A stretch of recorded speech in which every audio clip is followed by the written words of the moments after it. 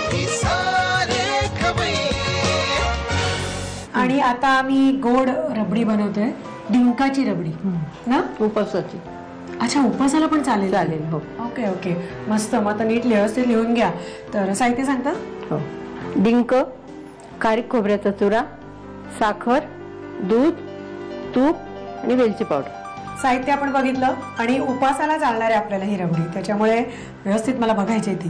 तर आधी हे खारीक आणि खोबरं, सुकं खोबरं, सुकं खोबरं आणि खारीक क्रश करून आता त्याचा हा चुरा केलेला आहे, हा भाजून घ्यायचा. पण त्याचं काही प्रमाण आहे की किती खारीक? नाही, असं म्हणजे जेवढी खारीक घेतली ना, समजा 2 चमचे खारकेचा चुरा, 2 चमचे खोबऱ्याचा, समप्रमाणात. समप्रमाणात. अच्छा, ठीक आहे. मग आता हे आपण प्लेन भाजेल, तूप बीत नाही घालायचं? नाही, सगळं. हो.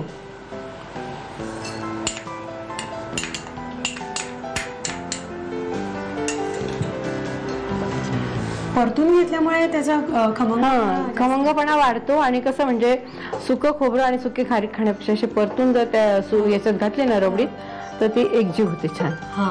बरोबर. आणि टेस्ट वाढते त्याची. घट्टपणा पण वाढतो ना. ठीक आहे, मग हे जरा परतून घेऊया.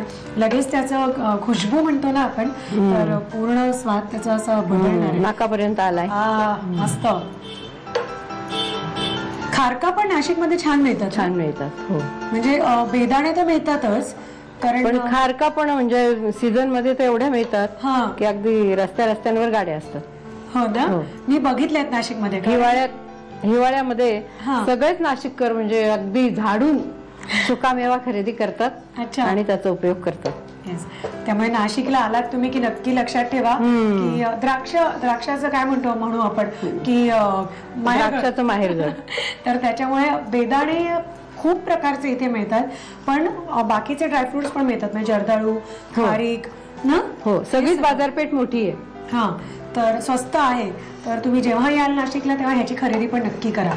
तर आता हे भाजून झालेलं आहे, ह्याच्यानंतर आता पुढची तयारी करूया. हो, चालेल. खारीक आणि खोबऱ्याची जी पावडर आपण भाजली तर ती आली. आणि आता तूप ठेवले, त्याच्यात काय करायचं? आता आपल्याला डिंकाची लाही करायची.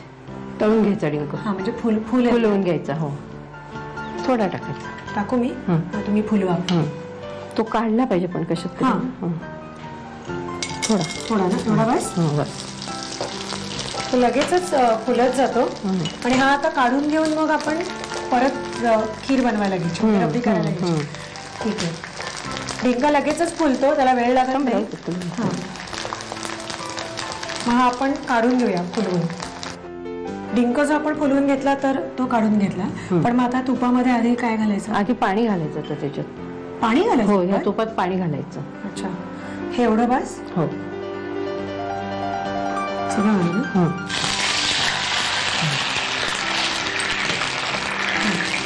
आणि आता ह्याच्यामध्ये ह्या डिंकाच्या लाह्या ज्या आहेत ह्या टाकायच्या.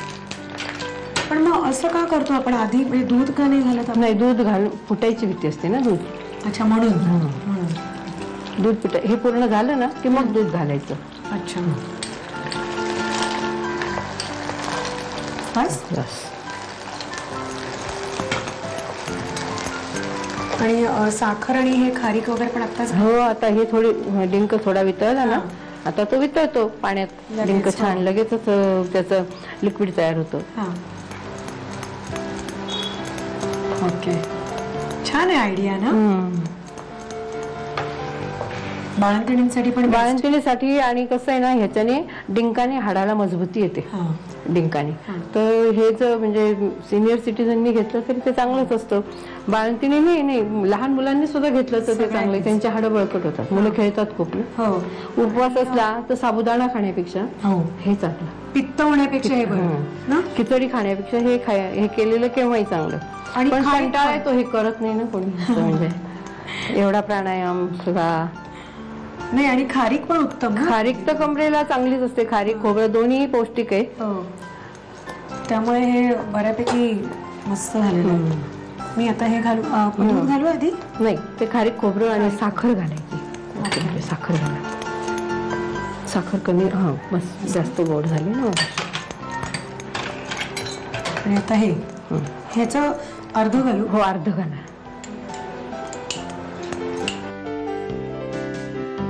आपण खारीक आणि खोबरं जे भाजून घेतलं होतं ना त्याची ही फोड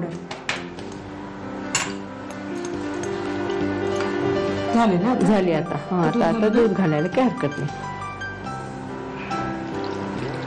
बस. घट्टपणा मस्त येणार आहे याला, कारण ते डिंक पण आपण विरघळून घेतला आणि पावडर तुम्ही केली खारीक आणि खोबऱ्याची. ते डिंकाच्या याच्यामुळे हाडांना असं चिवटपणा येतो. अच्छा.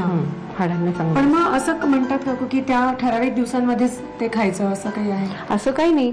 म्हणजे आता समजा आता आपण उन्हाळ्याचं जरी खाल्लं तर त्याने काही त्रास होईल असं काही नाही.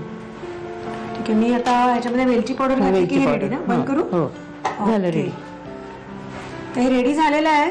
तर तुम्हाला पटकन साहित्य कृती घ्यायला पाहिजे, लिहून घ्या. डिंकाची रबडी बनवण्यासाठी लागणारं साहित्य: डिंक, खारीक आणि खोबऱ्याचा चुरा, साखर, दूध, तूप आणि वेलची पावडर. कृती: प्रथम पॅन मध्ये खारीक आणि खोबऱ्याचा समप्रमाणात घेतलेला चुरा भाजून घ्यावा. कढईमध्ये तूप गरम करून त्यामध्ये डिंक तळून घ्यावा.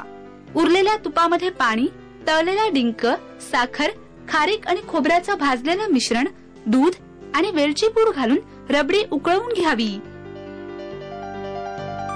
आम्ही